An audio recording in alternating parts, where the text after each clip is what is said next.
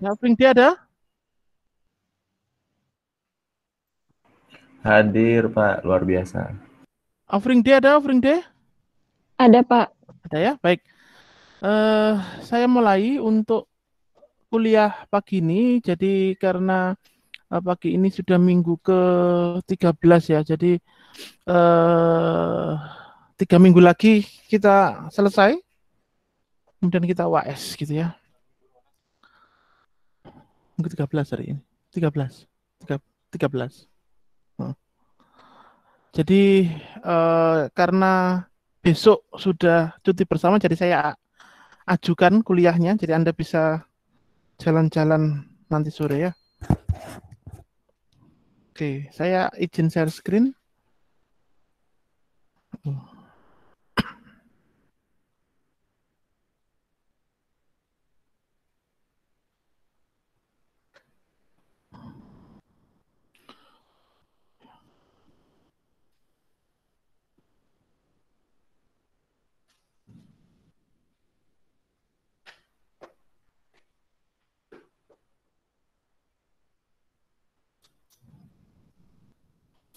Bentar ya. Saya siapkan absennya juga.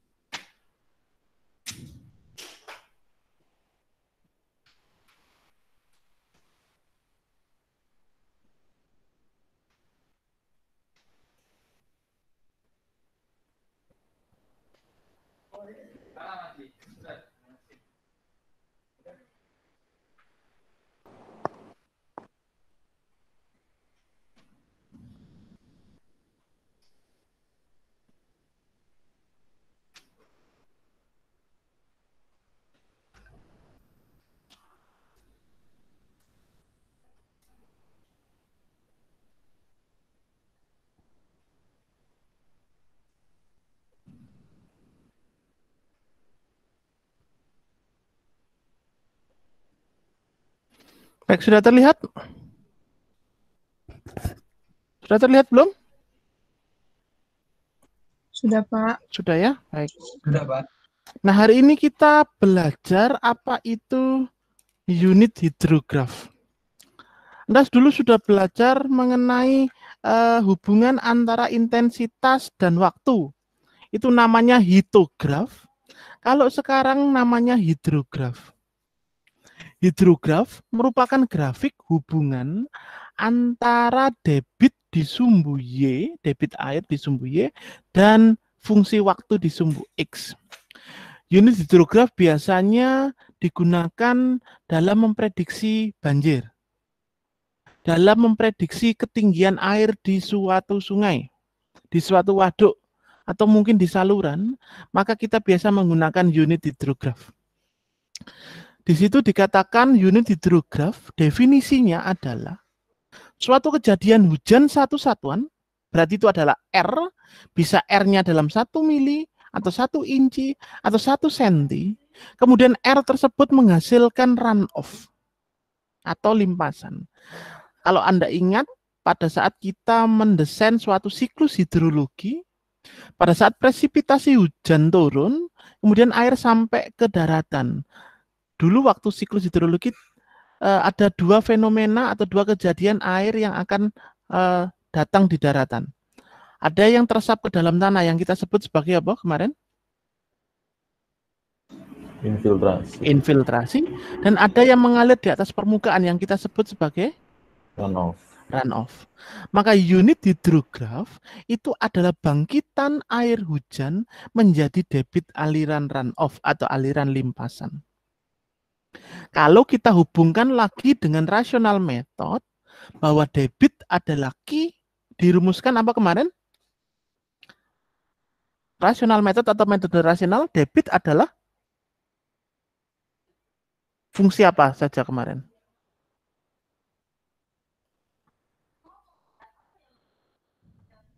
Sepertiga 3,6 dikalikan dengan C C kali I kali A. dikalikan I dikalikan dengan A. Ya. Maka ada fungsi C di situ. C adalah Koefisien runoff. Koefisien runoff. Ada fungsi I di situ. I adalah intensitas. Kemudian ada fungsi A di situ. A adalah Luas. luasnya. Luas dasnya. Artinya apa? Pada saat hujan turun, maka akan dibangkitkan menjadi sebuah aliran banjir atau aliran debit dengan melihat atau memprediksi nilai C-nya, berapa intensitas hujannya, dan berapa luas dasnya. Jadi kalau kita ngomong unit hidrograf adalah hujan yang turun satu satuan R akan menjadi Q dengan debit tertentu. Gitu ya.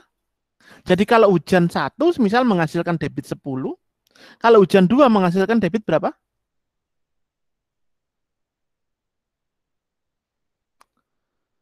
Ya linearitasnya. Kalau 1 10 berarti 2 adalah 20. 3 adalah 30. Tinggal dikalikan koordinatnya tadi. Ya. Makanya kenapa unit hidrograf ini penting. Pentingnya pada saat kita akan memprediksi banjir atau kita akan mempunyai suatu pekerjaan terkait dengan bendungan yang Anda hanya punya hujannya misalkan adalah 10 mili. Hidrografnya sekian semisal. Maka kalau nanti datang hujan 20 mili bagaimana? Ya 2 kali lipatnya. Kalau hujan 30 mili datang ya 3 kali lipatnya. Tinggal nanti koordinat dari grafik itu Anda kalikan sesuai dengan data hujannya. Paham sampai di sini?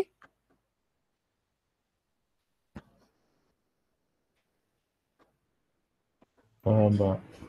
Paham ya? Sebentar, saya biar untuk buat analoginya saya masukkan pinnya biar gampang. Sebentar ya.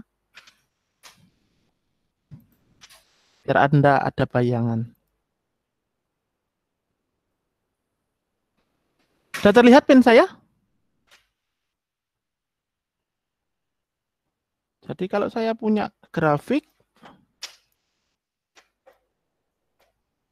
hidrograf ini Q meter kubik per sekon.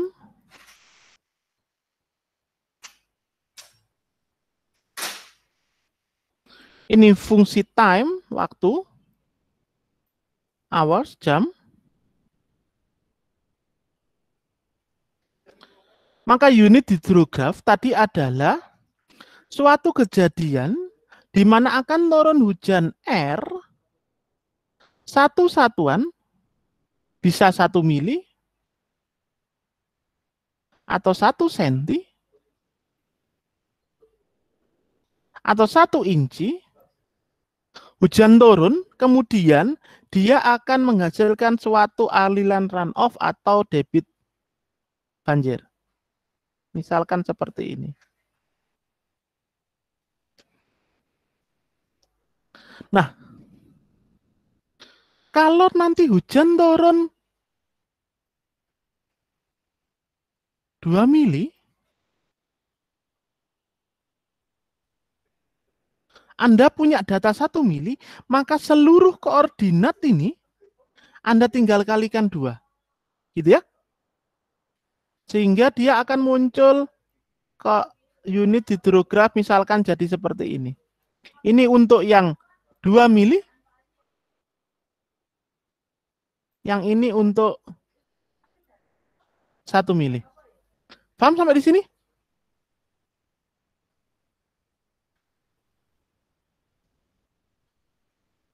Halo? Paham? Paham, Pak. Paham ya? Oke, kalau paham saya kembali lagi ke PPT-nya.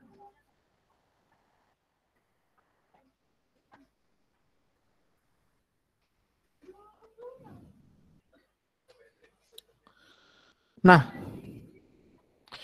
selain unit hidrograf itu mempunyai nilai debit, hidrograf juga mempunyai nilai lama waktu atau time-nya. Contoh, unit hidrograf 6 jaman, seperti tabel di bawah ini, kemudian dia akan menghitung DRH, direct run hidrografnya, akibat 3,5 tadi. Nah, kalau unit hidrograf akibat 1 senti, ditanyakan bagaimana kalau unit hidrografnya yang 3,5 cm. Berarti hanya ini saja yang Anda nanti kalikan 3,5. Karena ini adalah hasil dari 1 cm. Ini adalah waktunya. Anda lihat di sini, coba. Ya. Jam ke-0, jam ke-3, jam ke-6, jam ke-9, jam 12 sampai ini kelipatan 3. Kemudian saya punya unit hidrograf, berarti ini adalah bangkitan debit dari hujan 1 satuan. Karena ini yang diketahui adalah satuannya senti, berarti ini adalah hujan akibat 1 senti atau 100 mili. Dia mempunyai debit banjir seperti ini, atau debit runoff seperti ini. Kemudian ditanyakan di soal, kalau saya punya hujan 3,5 cm, bagaimana? Anda tinggal mengalihkan 0 kalikan 3,5, 25 dikalikan dengan 3,5, 50 kalikan 3,5, sampai seterusnya. Paham untuk mengisi kolom 3? Silakan kalau ada pertanyaan.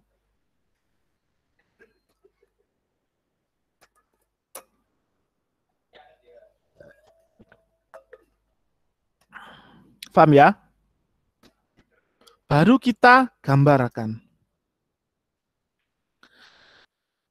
Yang warna biru ini akibat DRH 3,5.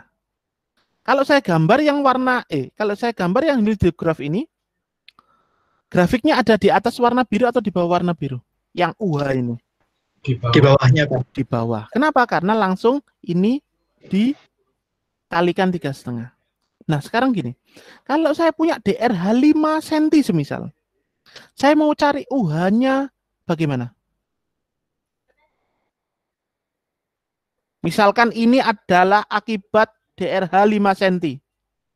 Saya mau cari UH-nya bagaimana? Dibagi 5, Pak. Dibagi 5, ya. Berarti nanti tinggal dibagi 5. 87,5 bagi 5 masukkan sini. 175 bagi 5 masukkan sini. 297,5 bagi 5 masukkan sini. Dan seterusnya masukkan sini. Kemudian Anda gambarkan. Pasti berada di bawah. Sehingga ini kita sebut sebagai unit hidrograf. Yang ini kita sebut sebagai direct run hidrograf. DRH. Kalau ini unit hidrograf, ini adalah direct run hidrograf. 3,5 kalikan ini. Kalau DRH-nya 5, berarti 5 kalikan 0, 5 kalikan 25, dan seterusnya. Sehingga pasti nanti jauh lebih besar. Ingat ya, sumbu Y adalah fungsi debit meter kubik per sekon. Sumbu X adalah fungsi time, waktu dalam satuan jam. Boleh dalam satuan menit, tergantung dari datanya. Oke. Ada pertanyaan sampai sini, silakan.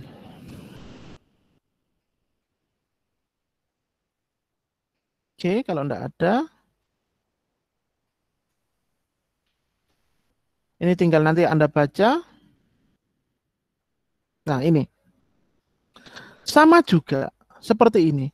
Kalau saya punya data DRH 3 cm yang warna merah ini berarti DRH 3 cm. Berarti nanti kalau saya cari UH-nya berarti gimana?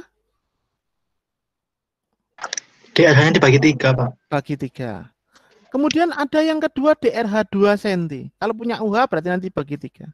Nah, kalau saya tambahkan DRH 3 cm ditambah dengan DRH 2 cm, koordinat-koordinat penyusun grafik ini Anda tambahkan, maka jadinya DRH 5 cm. Paham ya?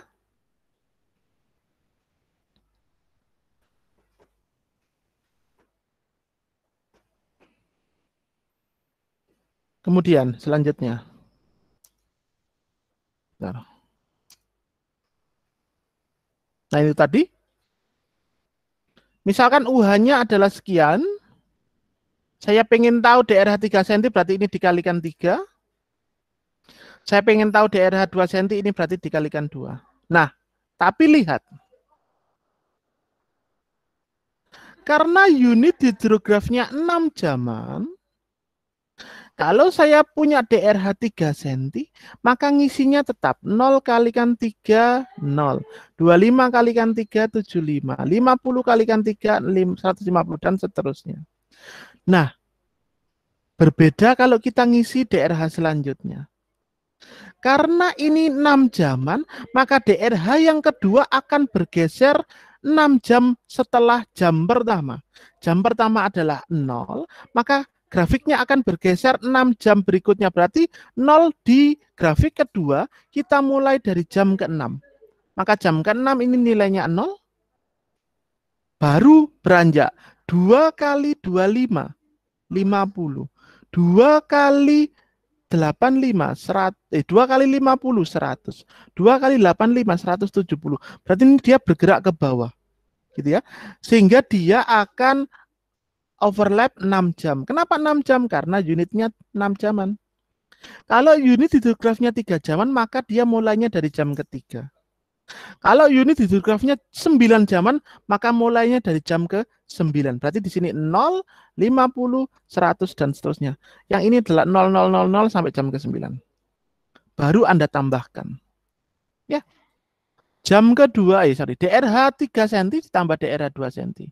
0 tambah 0, 0, 75 tambah 0, 75, 150 tambah 0, 150, 255 tambah 50, 305, dan seterusnya. Sampai di sini ada pertanyaan? Paham ya cara? Ya, silakan. Yang ordinat DRH 3 cm kenapa nggak overlap 6 jam, Pak? Ya. Karena DRH 3 cm itu adalah awal dia hujan. Ingat ya, ini bukan awal hujan, tapi ini adalah data yang sudah kita punyai. Analoginya kalau kita sudah punya data ini, kemudian datang hujan turun. Oh, setelah dihitung R-nya 3 cm. Kalau saya punya hujan 1 cm, yang dia juga turun 6 jaman, sama. Kemudian hari ini, misalkan hari ini tanggal berapa nih sekarang? 23 Desember 2020. Di Kota Malang turun hujan sebesar 300 mili atau 3 cm. 30 mili atau 3 cm. Kemudian, waktunya juga 6 jam. Maka kalau saya punya unit hidrograf yang 1 cm dengan waktu yang 6 jam itu, Anda tinggal mengambil datanya, kemudian Anda tinggal mengalihkan 3. Tapi mulainya dari 0. Kenapa? Yang turun hujan asli adalah ini, DRH. Sedangkan ini data yang sudah kamu simpan. Sehingga 0-nya mulai dari DRH 3 cm. Kemudian setelah jam berikutnya turun lagi 2 cm. Berarti dimulai dari jam ke-6 turun lagi 2 cm. Dia bergeser 6 jaman. Sehingga yang ditambahkan bukan dari unit hidrograf, tapi yang ditambahkan ini adalah dari DRH. Karena ini adalah yang terjadi hujannya di sini. Paham sampai di sini? Sehingga ini tidak perlu digeser yang dari awal, karena mulai dari awal hujannya di sini. Bukan ini. Ini hanya data saja. Kalau Anda punya 3 cm, saya bisa ambil dari 1 cm. Dengan catatan kalau jam hujannya sama. Paham sampai di sini?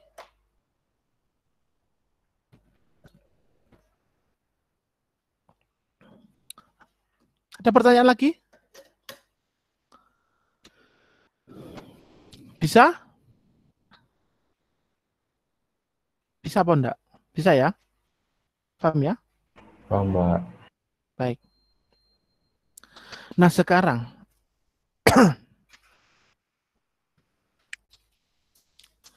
kalau saya punya suatu debit, misal nanti Anda dapat pekerjaan menghitung suatu pengendalian banjir sungai di suatu das misal gitu ya. Anda punya das besar, kemudian Anda disuruh mendesain pengendalian banjir sungainya seperti apa. Maka kalau kita ngomong terkait dengan das, itu kan dia punya anak sungai ya. Kemarin kita mengenal ada tributary, ada main channel, dan seterusnya. Maka hidrografnya juga akan berbeda, tergantung dari main channelnya. Contoh, semisal saya kembalikan ke pin saya ya. Saya punya seperti ini.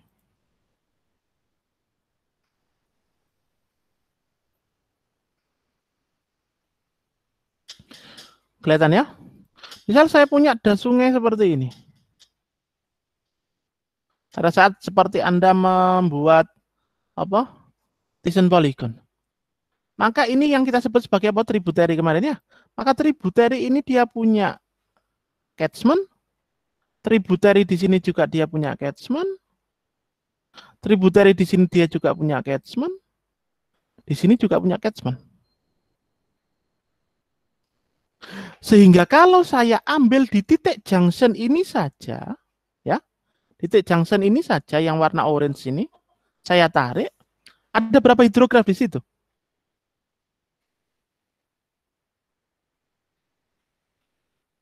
Berapa hidrograf di situ? Misalkan ini adalah catchment 1, catchment 2, catchment 3, catchment 4. Kalau saya buat junction di warna orange ini, ada berapa hidrograf di situ?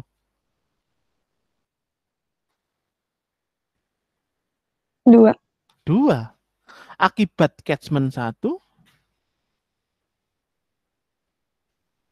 kemudian akibat berapa, Mbak? Catchment? 2.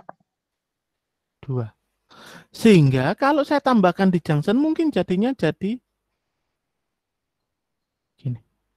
Ya, kan sini lagi berarti nanti ada berapa catchment? Berarti yang warna, kalau yang di sini lagi, berarti berapa catchment di sini? 2. Ya. Berubah. Yang warna ungu ini, ya kan? Warna ungu ini hasil tambahan dari ini ditambah dengan ini, dia mengalir ke sini, jadi warna ungu. Warna ungu. Kemudian ditambah yang baru ini, warna merah semisal.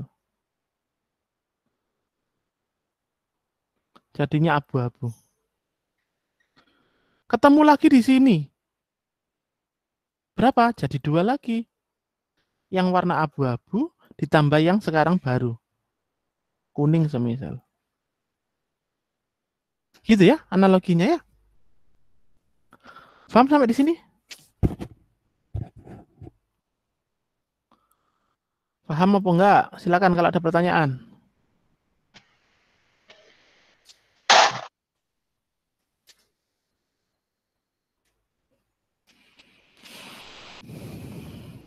Silakan kalau ada pertanyaan.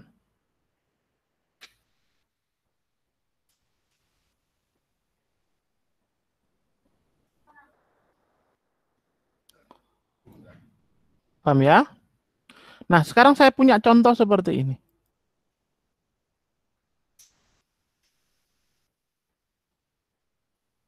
Sebentar.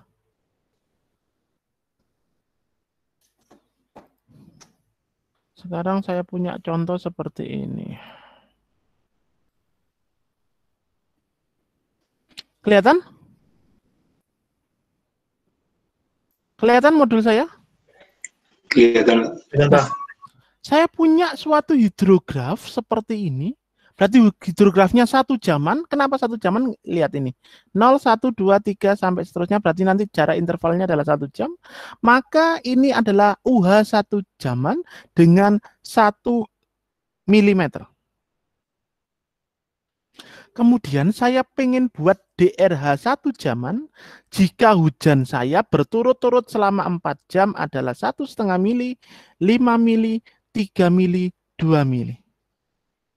Maka yang saya harus lakukan adalah Anda distribusi waktunya dari jam ke 0 sampai jam ke tertentu, 11 misal. Unit hidrografnya masukkan, 03819, 03819 dan seterusnya. Masukkan. Kemudian kolom ketiga adalah DRH jam pertama 1,5 mili. Maka 1,5 kali 0, 0. 1,5 kali 3, 4,5. 1,5 kali 8, 12. 1,5 kali 19, dan seterusnya. Sampai jam berakhir. Nah, dikarenakan dia hujannya adalah 1 jaman, maka DRH yang jam kedua sebesar 5 mili ini, dia akan bergeser ke belakang 1 jam. Sehingga ekornya bergerak. Dari awalnya tadi jam ke-8, maka berakhirnya jam ke-9. Kenapa? Karena dia turun 1 step. 5 kali 0, 0. Ya benar ya. 5 kali 3, 15. 5 kali 8, 40. 5 kali 19, 95. 5 kali 14, 70. 5 kali 7, 35, dan seterusnya. Jam ketiga bergeser lagi 1 jaman. Ekornya nambah lagi. 3 kali 0, 0. 3 kali 3, 9. 3 kali 8, 24. 3 kali 19, 57. Dan seterusnya. Dan jam terakhir jam keempat, 2 kali 0, 0. 2 kali 3, 6. Dan seterusnya. Bergeser lagi 1 jaman. Sehingga kalau saya tanya berapakah DRH total selama 4 jam adalah jam pertama tambah jam kedua tambah jam ketiga tambah jam keempat. 0, 0, 0, 0, 0. 4 setengah 0, 0, 0. 4 setengah 12, 15, 0, 0, 27. 28 setengah 40, 19, 9, 0, 77,5 dan seterusnya. Sehingga kalau saya gambarkan adalah seperti ini. Ada UH-nya yang warna ini, ungu ini. Kemudian DRH 1 jam, biru. DRH jam kedua warna merah. DRH jam ketiga warna hijau. DRH jam keempat warna ungu ini. Saya tambahkan keseluruhannya. Ingat ya, UH-nya tidak ditambah. Yang ditambah adalah warna biru, merah, hijau, ungu saja. Menjadi warna biru. Inilah yang kita sebut sebagai DRH 4 jam. Berapa nilainya DRH itu? Berapa nilai DRH-nya? Selama 4 jam. Berapa mili?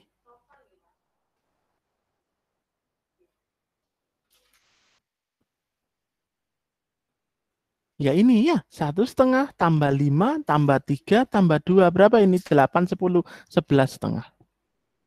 Berarti DRH 11,5 selama 4 jam mana? Yang warna biru.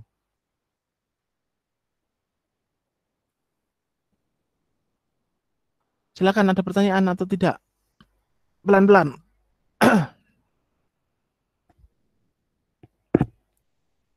Ada pertanyaan? Paham? Contoh saya?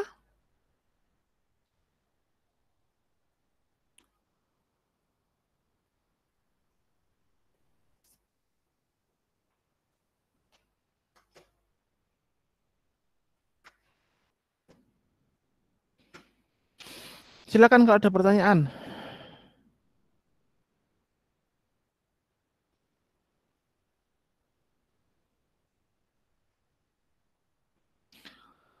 Untuk PR minggu depan, Anda kerjakan ini, kemudian hujannya kalau turun sebesar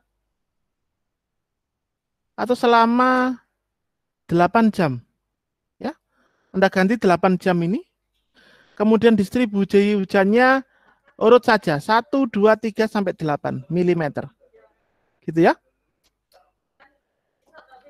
Nanti ketemunya berapa? Anda kerjakan, minggu depan kita kumpulkan tapi tetap sinkronus karena kurang 1 mata kuliah lagi. Oke, nanti saya kirimkan modulnya. Ada di halaman ini ya, atau halaman 20 di sini. Soalnya sama, Anda tinggal menggantinya 8 jam. Atau 6 jam saja biar nggak kebanyakan, 6 jam saja. 1, 2, 3, 4, 5, 6 milimeternya ya, DRH aja ya.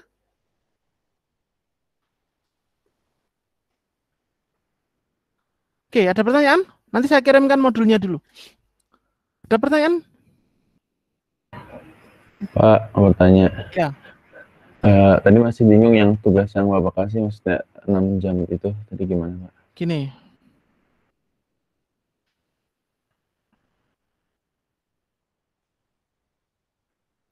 Ini kan 4 jam ya. Hujannya turun 4 jam. Distribusi hujannya adalah 1,5, 5, 3, 2. Nah, untuk PR-nya, kalau saya punya distribusi 6 jam, kemudian distribusi hujannya kita ganti aja 1, 2, 3, 4, 5, 6 mm. Maka Anda buat hidrografnya. Berarti kalau ini 6, berarti dia bergeser berapa kali nanti? Kalau ini 6 jam, berarti dia bergeser berapa kali? 5 kali. Ya 5 kali ya, berarti nanti 0, 1, 2, 3, 4, 5. Berarti kan 6 jam, Pak. 1, 2, 3, 4, 5, 6. Gitu ya. Ingat, jam pertama dia tidak bergeser, berarti dia seimbang di sini. Karena ini unit hidrografnya 1 jaman, maka gesernya adalah 1 jaman. Tapi besok kalau di soal ada kata-kata unit hidrografnya 2 jaman, berarti gesernya per 2 jaman, bukan per 1 jaman. Kalau ini adalah per 1 jaman. Berarti nanti jam kedua, kalau unit hidrografnya 2 jaman, bergeser awal waktunya jam berapa?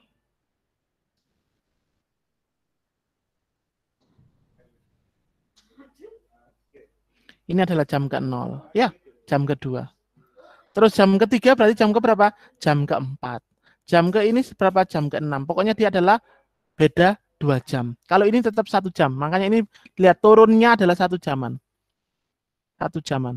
1 jaman. Nanti ke sini juga turun di sini. Ya, sampai dia habis. Maka nanti ekornya pasti akan bergerak sampai dia habis. Oke? Maka ini akan bergerak terus ke bawah. Paham sampai sini? Paham ya? Ya, Pak. Paham ya? Oke, saya lanjutkan.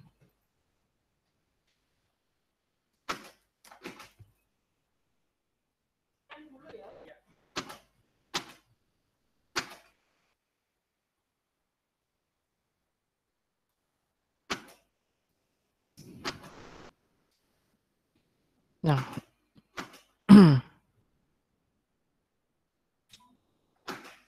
saya masuk ke sini dulu sebentar.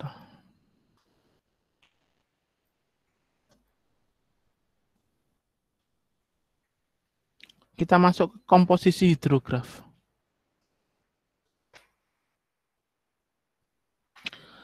Kalau saya punya suatu hidrograf, sorry.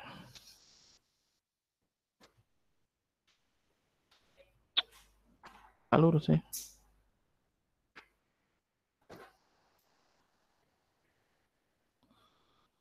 Misalkan saya punya suatu hidrograf.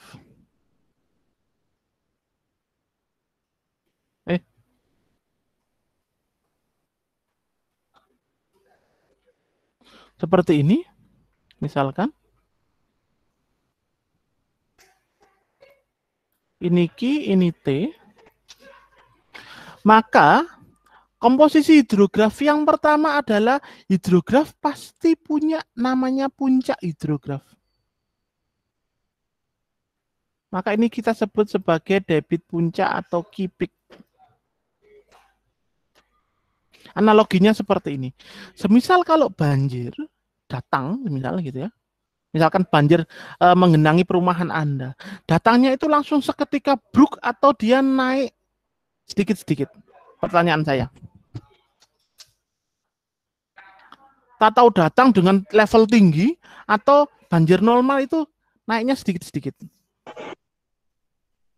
Bertahap. Sedikit Ya. bertahap. Ya, bertahap gitu ya.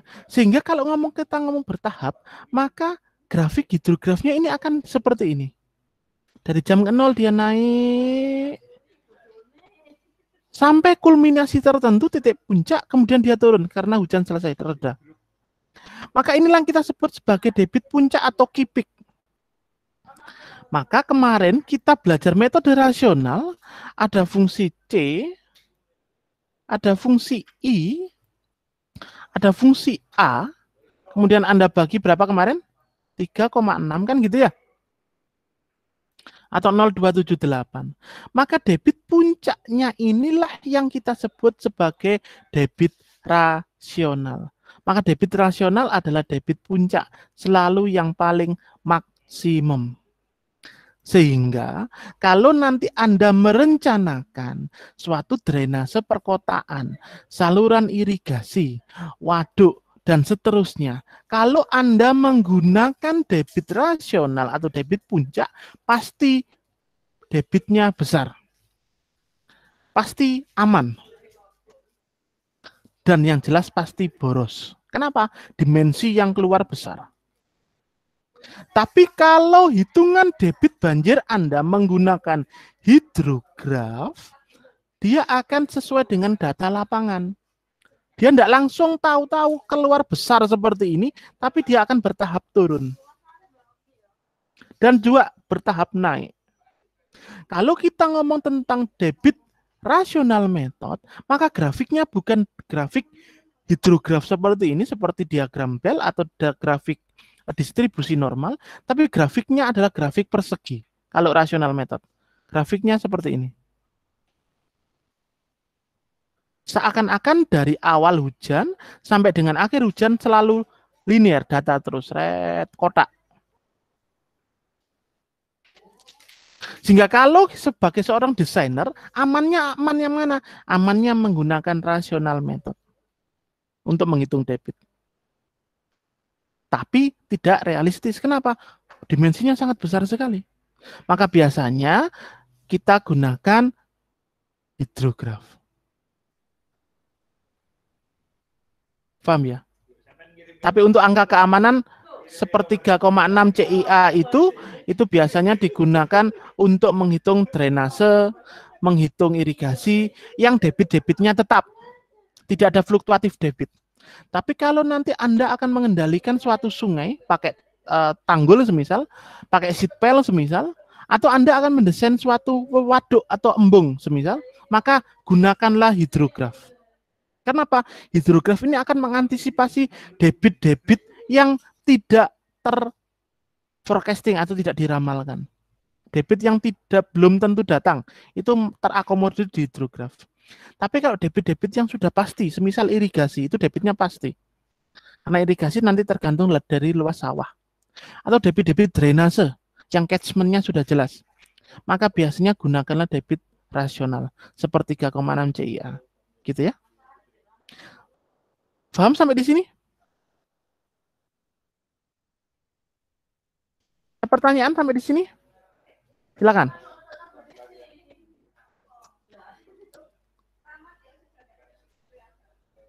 Nah, sekarang saya lanjut kalau tidak ada pertanyaan. Selain komposisi debit puncak atau QP, kita akan ngomong terkait dengan waktunya. Maka lama waktu pengamatan hidrograf dari jam ke-0 sampai jam ke-T kita sebut sebagai time base atau TB. Paham? Jadi lama waktu, ini bukan lama waktu hujan ya, ingat ya. Di hidrograf adalah lama waktu pengamatan banjir. Pada saat dia mulai naik, sampai dia ketemu di puncak, kemudian dia turun lagi, lama waktunya kita sebut sebagai time base atau TB. Sedangkan lama waktu dia mencapai titik puncak, kita sebut sebagai TC, time concentrate.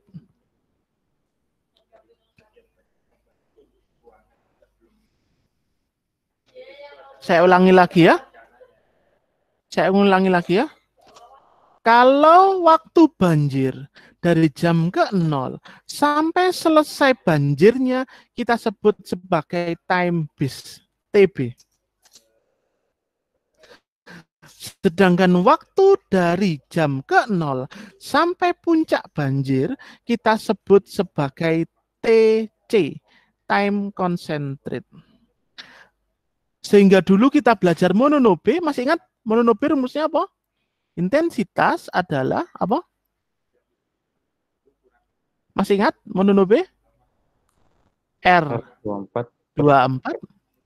dibagi dengan 24, terus dikalikan dengan 24 ya, per T pangkat 2/3. Ya toh? Ya kan? Ya. Pertanyaan saya, kalau T ini TC atau TB menurut Anda?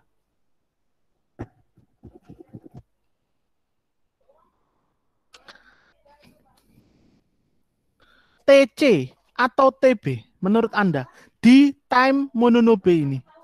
Hubungkan sama ini, berarti T apa berarti ini? Intensitas kan dipakai untuk di sini kan ya? Berarti T apa di situ?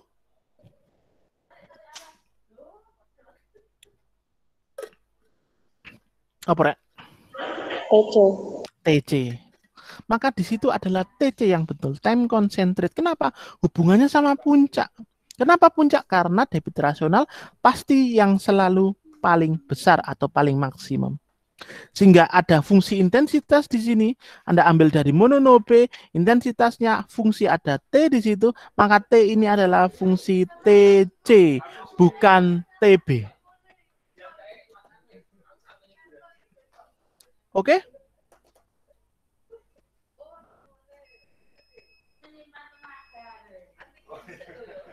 Ada pertanyaan? Silakan.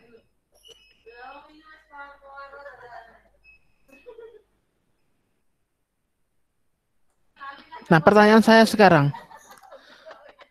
Saya tanya, kalau Anda punya fungsi debit di sini, saya punya fungsi waktu di sini, pertanyaan saya, berapakah volume banjirnya?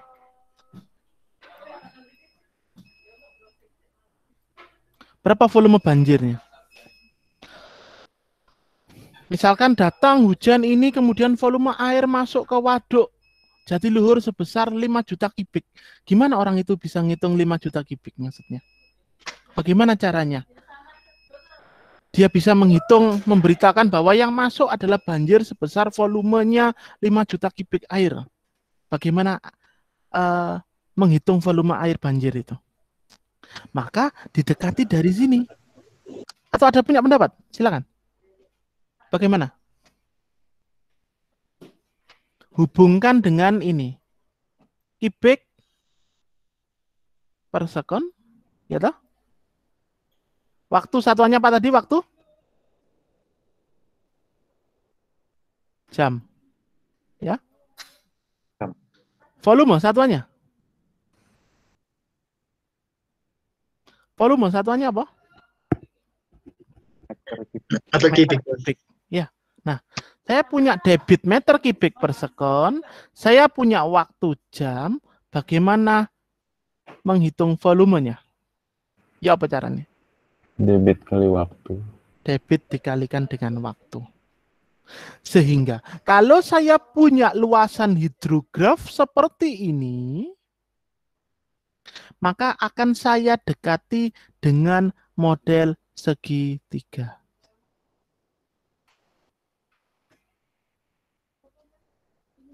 Kalau hidrografnya ini terdistribusi normal, maka nilai TB akan sama dengan 2 kali TC. Artinya distribusi normal, paham ya? Distribusi normal ya. Dia simetris grafiknya. Maka nilai time base akan selalu 2 kali time concentrate. Sehingga saya dekati segitiga ini dalam bentuk segitiga sama kaki. Betul, sama kaki. Paham ya? Jadi catatannya, kalau terdistribusi normal hidrografnya, artinya hidrografnya simetris, maka TB pasti 2 kali TC. Artinya, saya akan bisa dekati volume air banjir sama dengan volume luas segitiga sama kaki. Maka volume di sini adalah apa, Rek? Sama dengan luas segitiga. Apa? TB kali TC. Sepertiga TB kali C. Luas segitiga apa? Setengah kali Setengah TB kali TC, Pak. setengah kali TB TB kali TB. TC. TB kali TB TB kali TP kali TC. TC. Oh, TC. Kok TC? KIPE KIPE. Betul. KIPE KIPE terus meter kubik per sekon dalam bentuk jam. Jangan lupa dikalikan dengan 3.600. Maka inilah yang disebut sebagai volume banjirnya. Paham sampai di situ? Paham, Pak. Kalau nanti hidrograf banjirnya tidak simetris, ya tetap saja misalkan jadinya seperti ini. Nah, ini kan jelas TC-nya lebih besar. Ya. Sorry, TC-nya bukan 2 kali TB. Kan ini TC, jadinya di sini ya. Ini TB. Ya tetap saja setengah TB, Q-nya di sini. Ini QP kalikan 3.600. Artinya apa? Semakin dia lebar segitiganya, maka debit puncaknya akan semakin turun.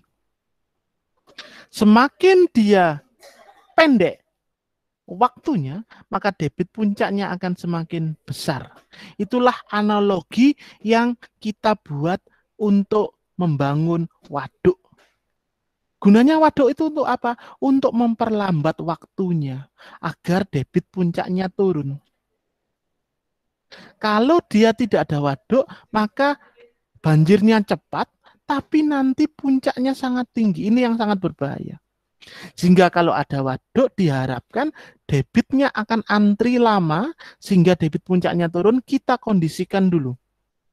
Ditampung dulu, sehingga lama waktunya akan semakin besar, kemudian puncaknya turun. Secara luasan sama atau beda? Atau volumenya sama atau beda? Mungkin sama Pak, tapi untuk Kok yang mungkin? puncaknya aja yang Enggak ada kata mungkin dia di engineering. Sama atau tidak? Ya sama, ya terus sama Pak. sama ya. Coba Iya. bandingkan. Saya punya ini. Tak hapus dulu semua. Misalkan saya punya TB saya ini adalah 12, misal ya. QP saya adalah 6. Berarti volumenya adalah berapa? Setengah 30. kali 12 kali 6. Ya. Kali 3.600. Ya, misal. Ya.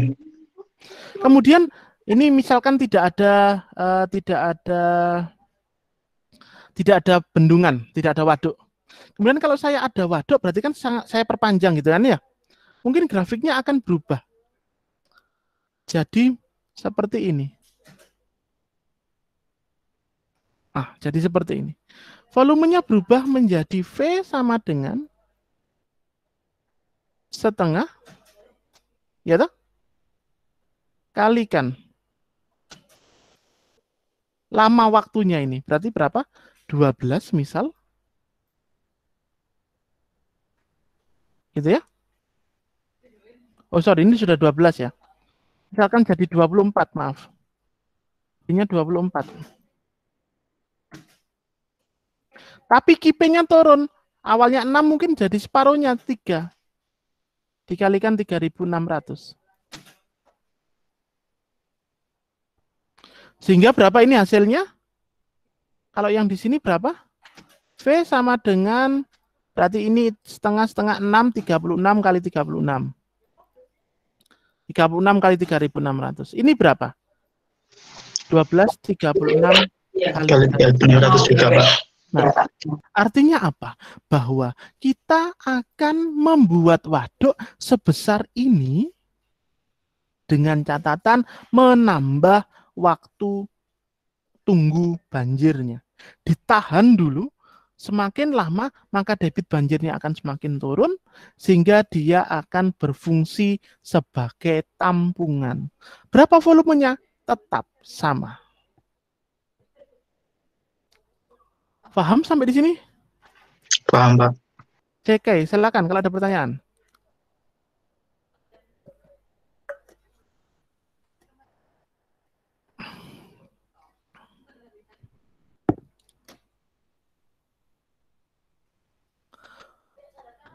Jadi posisi waduknya itu adalah dia memperlambat aliran banjir.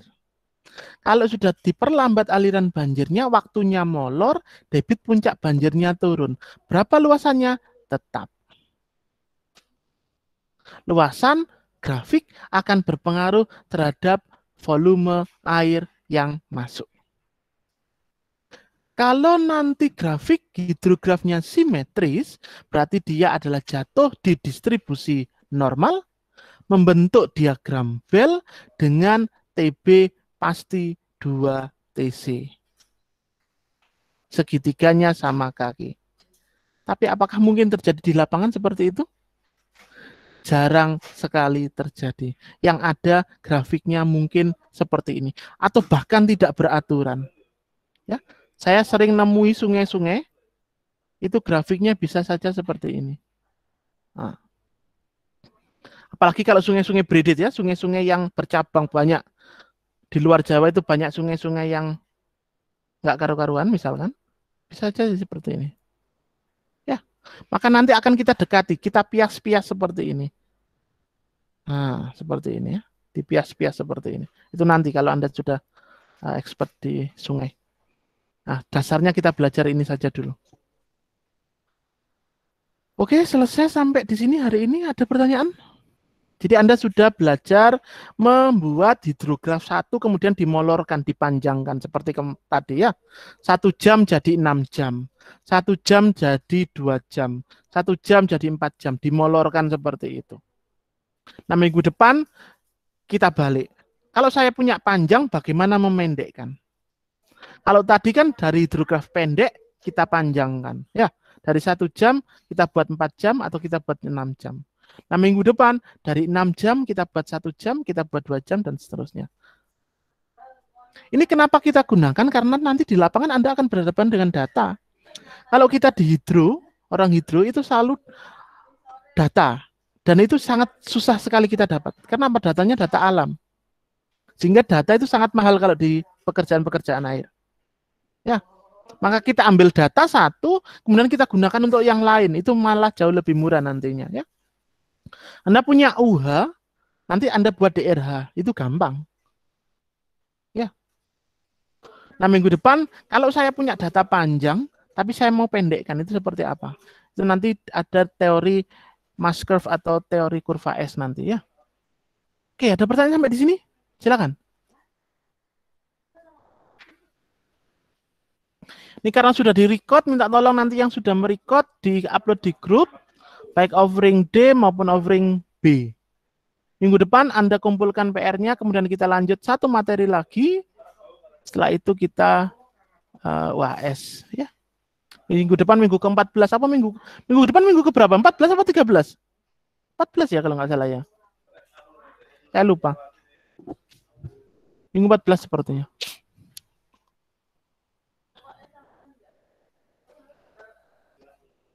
Oke, kalau tidak ada, saya akhiri dulu ya. Terima kasih. Pas 1 jam.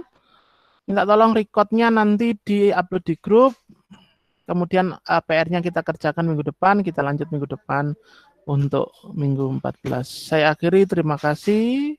Assalamualaikum warahmatullahi wabarakatuh. Pak, mau bertanya. Oh ya, silakan. Yang PR-nya dibikin grafiknya juga, Pak? Iyalah. Yo, jelas dong. Nah, malah grafiknya yang penting. Kamu buat di folio aja atau mau di Excel boleh. Lebih bagus di Excel ya Mas ya? Iya, di Excel. Kan lebih gampang ya di Excel, tinggal diturunkan. Jadi kamu nggak menjumlah pakai kalkulator. Ya. Oke Pak, siap. Jadi nanti diturunkan, kemudian di insert grafik. Ya. Nanti ditambahkan. Oke. Ingat, unit hidrografnya tidak ditambah. Yang ditambah adalah DRH-nya. Dari 1, 2, 3, 4, 5, 6 ditambahkan totalnya. Gitu ya. Pakai Excel saja biar gampang. Ya. Baik, Pak. Ada lagi yang mau ditanyakan? Oke, kalau enggak ada, saya akhiri. Kalau mau ada pertanyaan, silakan di grup, gitu ya. Terkait dengan apapun, terkait dengan bangunan air, terkait dengan apapun, silakan. Kalau tidak ada, saya akhiri. Terima kasih. Assalamualaikum warahmatullahi wabarakatuh. Waalaikumsalam. Assalamualaikum warahmatullahi Waalaikumsalam. Terima kasih ya. Saya izin live dulu.